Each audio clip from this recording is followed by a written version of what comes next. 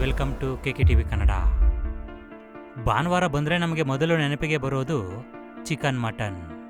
ಕೆಲವರು ಮನೆಯಲ್ಲೇ ಚಿಕನ್ ಮಾಡಿ ತಿಂತಾರೆ, ಇನ್ನು ಕೆಲವರು ಸಮಯವಿಲ್ಲದೆ ಹೋಟೆಲ್ ರೆಸ್ಟೋರೆಂಟ್ಗಳಲ್ಲಿ ತಿಂತಾರೆ. ಈಗಂತೂ ಕಬಾಬ್ ತುಂಬಾ ಫೇಮಸ್, ಎಲ್ಲಿ ನೋಡಿದರೂ ಕಬಾಬ್ ಅಂಗಡಿಗಳು ಕಾಣಿಸುತ್ತೆ. ಇನ್ನು ಬಿರಿಯಾನಿ ಬಗ್ಗೆ ಹೇಳೋ ಅವಶ್ಯಕತೆನೇ ಇಲ್ಲ, ಯೂಟ್ಯೂಬ್ ಓಪನ್ ಮಾಡಿದ್ರೆ ಎಲ್ಲ ಕಡೆ ಬಿರಿಯಾನಿ ವಿಡಿಯೋಗಳೇ ಕಾಣಿಸುತ್ತೆ. ನೀವು ಯಾವಾಗಲಾದರೂ ಇದರ ಬಗ್ಗೆ ಯೋಚನೆ ಮಾಡಿದ್ದೀರಾ? ನೀವು ತಿಂತಿರೋ ಚಿಕನ್ ಮಟನ್ ಫ್ರೆಶ್ ಆಗಿ ಕಟ್ ಮಾಡಿರೋದಾ, ಅಥವಾ ಸತ್ತಿರೋದನ್ನು ಕಟ್ ಮಾಡಿದ್ದಾರಾ, ಅಥವಾ ಇದರ ಹಿಂದೆ ಏನಾದರೂ ರಹಸ್ಯ ಇದೆಯಾ ಅಂತ? ಅದೇ ರೀತಿ ಸ್ಕಿನ್ ಇರುವ ಚಿಕನ್ ತಿಂದರೆ ಬಾಡಿ ಹೀಟ್ ಜಾಸ್ತಿ ಆಗುತ್ತಾ? ಈ ಎಲ್ಲ ಪ್ರಶ್ನೆಗಳಿಗೆ ಉತ್ತರವನ್ನ ಈ ವಿಡಿಯೋದಲ್ಲಿ ತಿಳಿದುಕೊಳ್ಳುವ ಪ್ರಯತ್ನವನ್ನ ಮಾಡೋಣ. ತುಂಬಾ ಜನ ಮನೆಯಲ್ಲಿ ಮಾಡಲು ಸಾಧ್ಯವಿಲ್ಲದೇನೋ ಅಥವಾ ಪಾರ್ಟಿ ಅಂತಾನೋ ಇನ್ನೂ ಕೆಲವು ಕಾರಣಗಳಿಂದ ಹೊರಗಡೆ ಹೋಟೆಲ್ಗಳಲ್ಲಿ ರೆಸ್ಟೋರೆಂಟ್ಗಳಲ್ಲಿ ತುಂಬ ವಿಧವಾದ ನಾನ್ ವೆಜ್ ಐಟಮ್ಗಳನ್ನು ತಿಂತಾರೆ.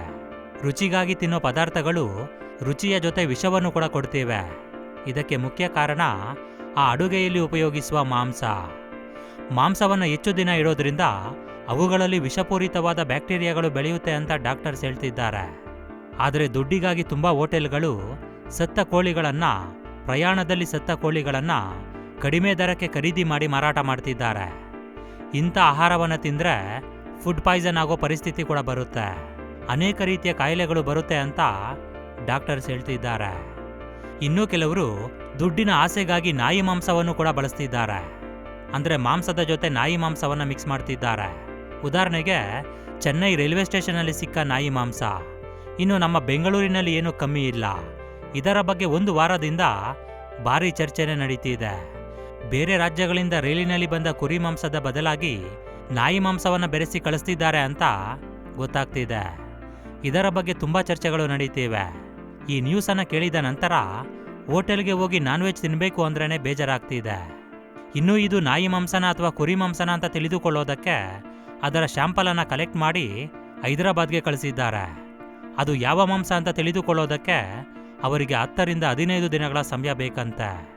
ಅಂದರೆ ಕುರಿ ಮಾಂಸದ ಜೊತೆ ಬೇರೆ ಮಾಂಸವನ್ನು ಮಿಕ್ಸ್ ಮಾಡಿದ್ರೆ ಅದನ್ನು ಕಂಡುಹಿಡಿಯೋದಕ್ಕೆ ನಾರ್ಮಲ್ ಫುಡ್ ಇನ್ಸ್ಪೆಕ್ಟರಿಂದ ಕೂಡ ಸಾಧ್ಯ ಆಗೋದಿಲ್ಲ ಅಂತ ಇದರಿಂದ ಅರ್ಥ ಆಗುತ್ತೆ. ಇನ್ನು ಟೆಕ್ನಾಲಜಿಯಿಂದ ಇದನ್ನು ಕಂಡುಹಿಡಿಬೇಕಂದ್ರೂ ಕೂಡ 10ರಿಂದ 15 ದಿನಗಳ ಸಮಯ ಬೇಕಾಗುತ್ತೆ.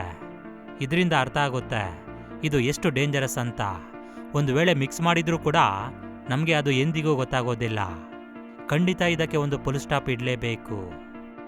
ಇನ್ನು ಇದನ್ನೆಲ್ಲ ಬಿಟ್ಟು, ಅಂದರೆ ರೆಸ್ಟೋರೆಂಟ್ಗಳಲ್ಲಿ ಊಟ ಮಾಡುವುದನ್ನು ಬಿಟ್ಟು ಮನೆಯಲ್ಲಿ ಮಾಡಿ ತಿನ್ನೋಣ ಅಂದರೆ ಅದರಲ್ಲೂ ಒಂದು ಸಮಸ್ಯೆ ಇದೆ. ಅಂದರೆ ನಾವು ಮಾಂಸದ ಅಂಗಡಿಗಳಿಗೆ ಹೋಗಿ ಮಾಂಸವನ್ನು ಖರೀದಿ ಮಾಡ್ತೀವಿ. ಅದನ್ನು ಅವರು ಆಲ್ರೆಡಿ ಕಟ್ ಮಾಡಿ ಇಟ್ಟಿರ್ತಾರೆ.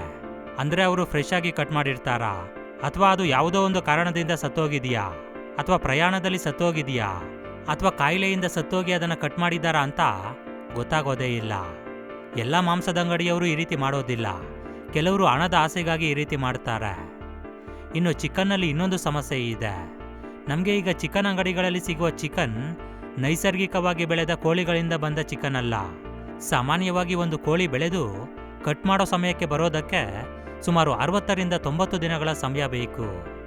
ಆದರೆ ಈಗಿರುವ ಬಾಯ್ಲರ್ ಕೋಳಿಗಳನ್ನು ದುಡ್ಡಿನ ಆಸೆಯಿಂದ ಬೇಗ ಬೆಳೆಸುವ ಉದ್ದೇಶದಿಂದ ಆ ಕೋಳಿ ಮರಿಗಳಿಗೆ ವಿವಿಧ ರೀತಿಯ ಔಷಧಿ ಮತ್ತು ಲಸಿಕೆಗಳನ್ನು ಹಾಕಿ 35ರಿಂದ 45 ದಿನಗಳ ಒಳಗೆ ಕುಯ್ಯೋದಕ್ಕೆ ಸಿದ್ಧವಾದ ಕೋಳಿಗಳನ್ನಾಗಿ ತಯಾರು ಮಾಡ್ತಾರೆ. ಮರಿಯಾದ 3 ದಿನಗಳಿಂದ ವ್ಯಾಕ್ಸಿನ್ ಕೊಡ್ತಿದ್ದಾರೆ. ಅವು ತಿನ್ನೋ ಆಹಾರದಲ್ಲಿ ಕೆಲವು ರೀತಿಯ ರಾಸಾಯನಿಕಗಳನ್ನು ಬಳಸ್ತಿದ್ದಾರೆ.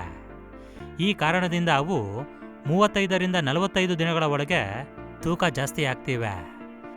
ಈ ಪ್ರಪಂಚದಲ್ಲಿ ಅಮೆರಿಕ, ಚೈನಾ, ಬ್ರೆಜಿಲ್ನಂತಹ ದೇಶಗಳ ನಂತರ ಅಧಿಕ ಚಿಕನ್ ಉತ್ಪತ್ತಿ ಮಾಡುತ್ತಿರುವ ದೇಶಗಳಲ್ಲಿ ನಮ್ಮ ಭಾರತ ದೇಶ ಕೂಡ ಇದೆ. ನಮ್ಮ ದೇಶದಲ್ಲಿ ಒಂದು ದಿನಕ್ಕೆ ಕೋಟ್ಯಾಂತರ ಕೆಜಿ ಚಿಕನ್ ಸೇಲ್ ಆಗುತ್ತೆ. ಚಿಕನ್ಗೆ ಬೆಳೀತಿರೋ ಬೇಡಿಕೆ ಕಾರಣದಿಂದ ಕೋಳಿ ಸಾಕಾಣಿಕೆ ಕೇಂದ್ರಗಳು ಅವು ಬೇಗ ಬೆಳೆಯೋದಕ್ಕೆ ಗ್ರೋತ್ ಹಾರ್ಮೋನ್ಸ್ ಅನ್ನು ಕೂಡ ಇಂಜೆಕ್ಟ್ ಮಾಡ್ತಿದ್ದಾರೆ.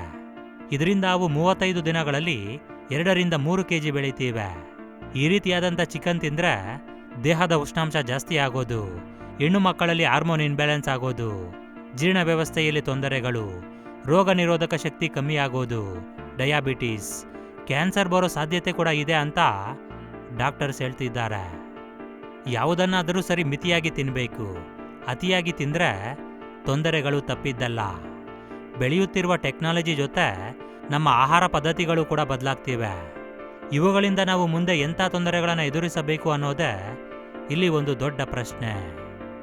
ಈಗ ನಾವು ತಿಂತಿರುವ ಯಾವ ಆಹಾರ ಕೂಡ ನೈಸರ್ಗಿಕವಾಗಿ ಬೆಳೆದಿರುವ ಆಹಾರ ಅಲ್ಲ. ಅಂದರೆ ತರಕಾರಿಗಳಿಂದ ಹಿಡಿದು ಕುರಿ, ಕೋಳಿ, ಮೀನು ಎಲ್ಲವನ್ನು ಸೈಂಟಿಫಿಕ್ ಪದ್ಧತಿಯಲ್ಲಿ ಬೆಳೆಸ್ತಿದ್ದಾರೆ. ವೇಗವಾಗಿ ಬೆಳೆಯುವ ರೀತಿ ಅದಕ್ಕೆ ಕೆಲವು ರೀತಿಯಾದಂಥ ಔಷಧಿಗಳನ್ನು ಕೊಡ್ತಿದ್ದಾರೆ. ಈ ರೀತಿ ನಾವು ತಿನ್ನುತ್ತಿರುವ ಯಾವ ಆಹಾರ ಕೂಡ ನೈಸರ್ಗಿಕವಾಗಿ ಬೆಳೆದಿರುವ ಆಹಾರ ಅಲ್ಲ. ಈ ರೀತಿ ನೈಸರ್ಗಿಕವಾಗಿ ಅಲ್ಲದೆ ಸೈಂಟಿಫಿಕ್ ಆಗಿ ಬೆಳೆಯೋದಕ್ಕೆ ತುಂಬ ಕಾರಣಗಳೇ ಇವೆ.